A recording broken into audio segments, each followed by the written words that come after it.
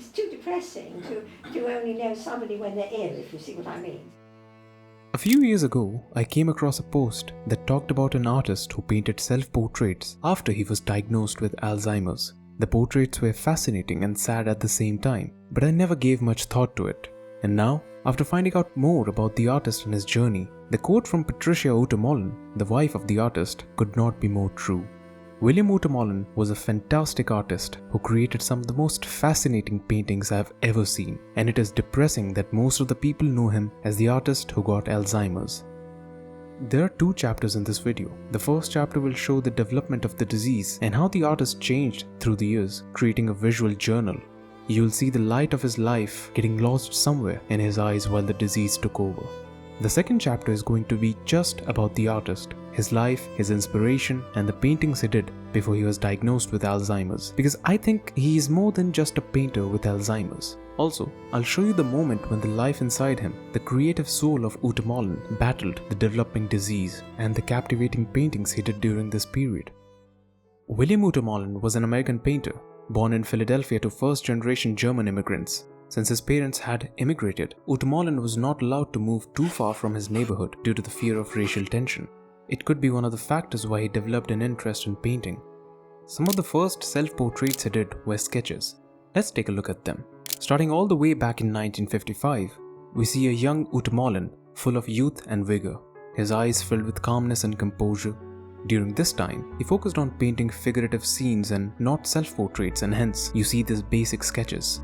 Then in 1967, we see a proper self-portrait sketch. The signs of aging are clearly visible with the receding hairline and a drooping shoulder. But those eyes are still as expressive as they were a decade ago. Let's move 10 years ahead. The self-portraits have changed a bit. We see a different form of art style, a different way of expressing himself to the world. The artist experimented with sketches, paintings, and even bits of photographs. The final self-portrait where you can see the complete William Utermohlen is this one, made in 1990. Now the reason I say complete is because from this painting, the artist started losing himself bit by bit. The 6 tormenting years from 1995 to 2001 were the most heartbreaking years for the artist. It was in 1995 when he got the diagnosis for Alzheimer's. The self-portraits and sketches he did show a series of emotions ranging from anger, pain, and sorrow. But the last 3 sketches are the ones that haunt me the most. I'll tell you why. Let's take a look at the portraits first. You can see the artist trying to sketch his face, but giving up after completing parts of it.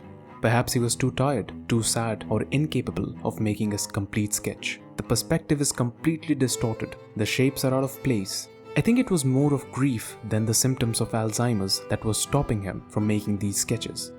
A year later, Utermohlen made this. This painting hits hard because the slight addition of color, or at least the attempt to do it, shows the artist was losing the colors from his life. Thinking of the colors as emotions, they're getting scarce by the day, and whatever he had, they were all over the place. We start seeing another change in his style. The portraits are filled with vibrant colors to the point where these paintings can be put under expressionism. And yes, the artist was making these paintings to express his emotions: anger, disappointment, frustration, and pain. But in the next portraits, all of these emotions died down, and all that was left was sadness. Nothing but sadness and hopelessness. Wait, this one is different. This portrait shows another emotion: fear. This self-portrait was made when the doctors told William that they will have to perform an autopsy on his brain after his death. He agreed, but then he was hit with the fear, or what was left of it. The saw on the right side tells us about the fear of getting decapitated. The thick red paint near his neck was not just an accidental choice of color. It is placed there to depict a bleeding neck after it has been severed. Finally, from 1998 to 1999, we see only 3 self-portraits. The face has disappeared completely, so have the emotions that were expressed with it. The most haunting self-portraits were the ones painted from 2000 to 2001. There are only 3 sketches made during this period, after which he stopped painting till his death in 2007. Why do they haunt me? Because instead of showing anger, pain, sadness, or frustration, they do not show any emotion. The artist can only show himself as a shape, a figure without any expression. It is like being lost in limbo with nothing but darkness all around you. You become a husk of what you used to be. It is like living after death. All the memories, the pain, happiness, expectations, regrets, all the lies you said, all the truths you confessed, all the smiles you conveyed, and all the tears you shed. Everything is lost. It is in fact beyond losing everything. The last sketch is just the shape of the head. You can imagine the artist's hand shivering and failing to draw the lines, being unable to do what he used to do so effortlessly. I cannot imagine the pain he must have felt while making this sketch. The coffee stain adds a poetic touch to the sketch. It is the only bit of color he could add, although dull and dark. It is like the last iota of emotions inside his mind, exploding and leaving, completely making the man hollow. This inability to remember was not just restricted to himself. Here are 3 portraits of his wife, Patricia Utermohlen, from 1962 to 1977 and then finally in 1997. It was not just losing his own memories, but also forgetting the woman he fell in love with. Have you seen the flame of a candle right before it is about to fade into oblivion? The flame dances, grows bigger, burns brighter right before the end of it. Something similar happened with Utermohlen. Utermohlen was always interested in painting figurative scenes. His Canto and War series has some of the most intricately imagined paintings with fantastic composition and scenes. There's so much meaning in each of these canvases. There was also the Mummers series, which shows scenes from the Mummers Parade in Philadelphia. Bright colors, captivating scenes, and expressive emotions are some of the common elements in these paintings. The artist never shied away from using rich and vibrant colors.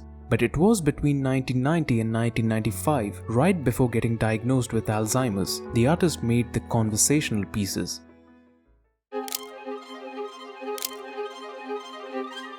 Look at this painting. Patricia and one of her friends are sitting at the dining table. William is absent from the scene, but what's going on with the perspective here? The painting is completely flat with a total lack of shadows and lighting. The angle is tilted, almost as if the artist could feel his perspective tilting. Look at the ducks outside taking a swim. Certainly the artist did not live in the middle of a lake, and yet the artist got a vantage point where he could see everything in a distorted form, all crammed up. Another painting shows the slant lines of the table, the tilted chair, and the lack of depth in the scene. The artist was seeing the world in a different way. These paintings progressively get more distorted. Here, it feels like everything is in freefall. Nothing is placed in the right way. The table is turned completely, and so are the windows. You can almost get nauseous looking at the scene. It makes me think, where was the artist standing to get a view like this? I do think that it was the growing effects of the disease that were giving him this distorted perspective. But the most interesting paintings in this series were the last 2 paintings, Bed and Snow. The painting Bed shows the artist sleeping while his wife is reading a book. This is the painting that made Patricia realize that there must be something wrong with her husband. Now, interestingly, this is the first time I get a sense that he might know what is happening to him, because the door is black. Through the door, the black door, somehow or other he's not with us, not quite with us here. Apart from the perspective being completely tilted, the artist also placed a mirror in front of him. This gave the painting a never-ending effect. It is almost as if you zoom out, you'll see a series of the same painting placed side by side. The final painting in this series is Snow, and it shows something unique. You can see Utermohlen sitting away from the group of people. He's not bothered about their conversation, and is lost in his own world, almost as if enjoying his memories. Some paintings behind him also show scenes from his memories. But how is he seeing the entire room and the people in it? Where is the vantage point? It seems that almost as if the artist is on the ceiling, looking down at the scene. But he can also see the bookshelf far apart, along with the staircase. Not just that, he can also see outside his house.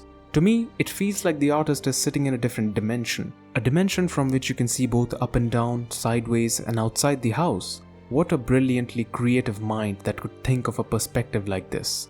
This was the brightest flame of his soul's candle. Now let me show you the ember after the flame was gone. Blue Skies was painted right after William was given the diagnosis. And I think where words would fail to express what he was feeling, this painting excels in doing so.